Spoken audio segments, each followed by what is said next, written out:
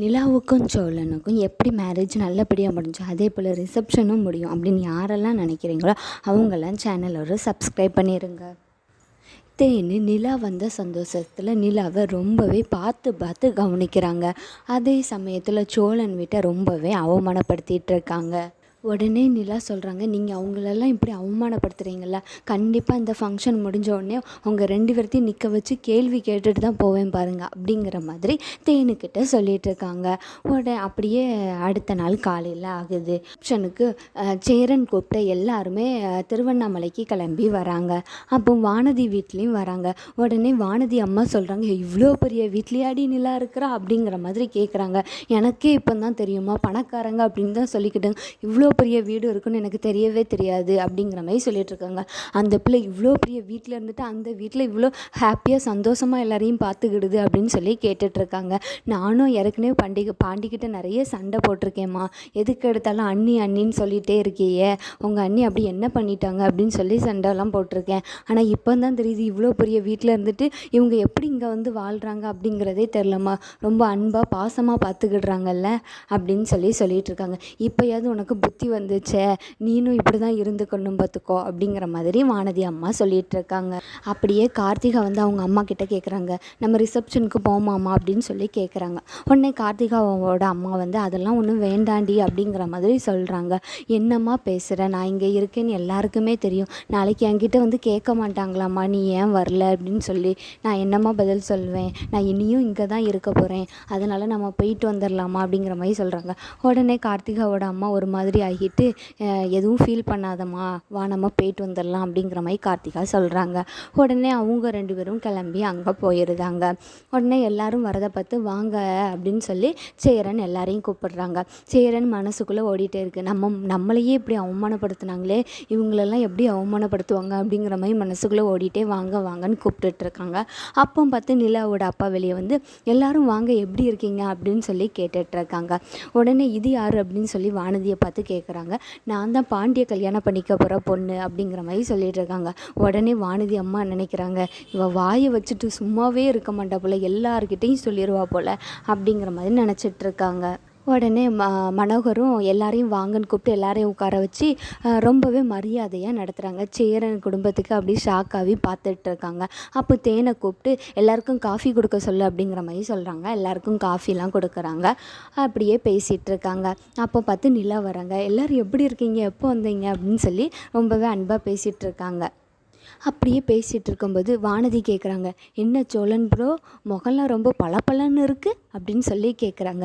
உடனே சோழன் சொல்கிறாங்க, ஆமாண்ணா மாப்பிள்ளை இல்லை பளபளன்னு இருக்காண்டாம்மா, அதான் ஃபேஷியல்லாம் பியூட்டிஷியனில் போய் பண்ணிட்டு வந்தேன் அப்படிங்கிற மாதிரி சொல்கிறாங்க. உடனே வானதி கேட்குறாங்க, அப்போ எங்களுக்கெல்லாம் பியூட்டி பார்லருக்கு கூட்டு போக மாட்டிங்களா, நாங்களாம் பழிச்சுட்டு இருக்காண்டாமா அப்படின்னு சொல்லி கேட்டுட்ருக்காங்க.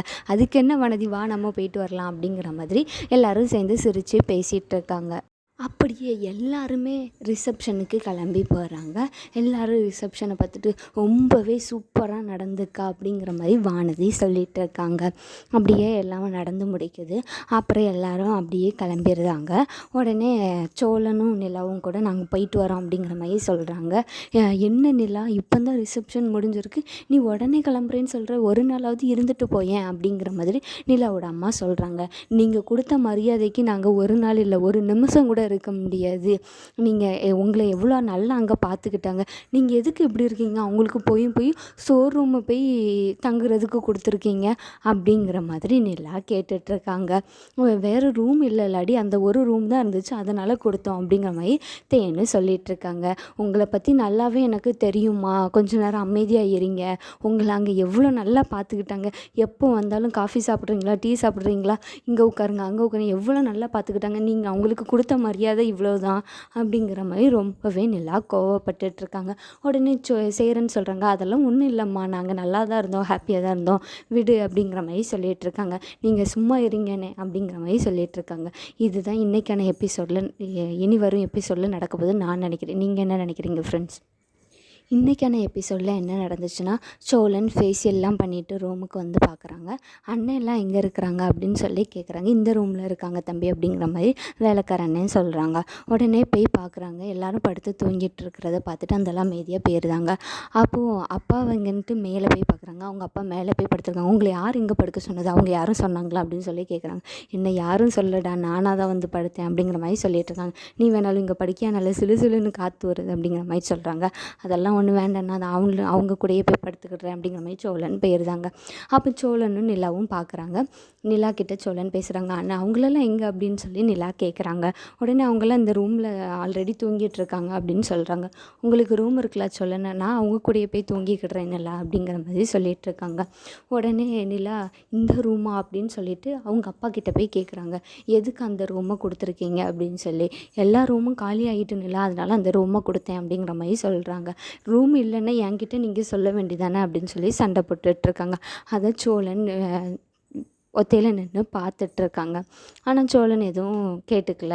அப்படியே காலையில் ஆகுது. நிலா ரூமுக்கு வந்து காஃபிலாம் குடிச்சிங்களானே அப்படின்னு சொல்லி கேட்குறாங்க. இல்லைப்பா, குளிச்சுட்டு நாங்கள் குடிச்சுக்கிடுறோம் அப்படிங்கிற மாதிரி சொல்கிறாங்க.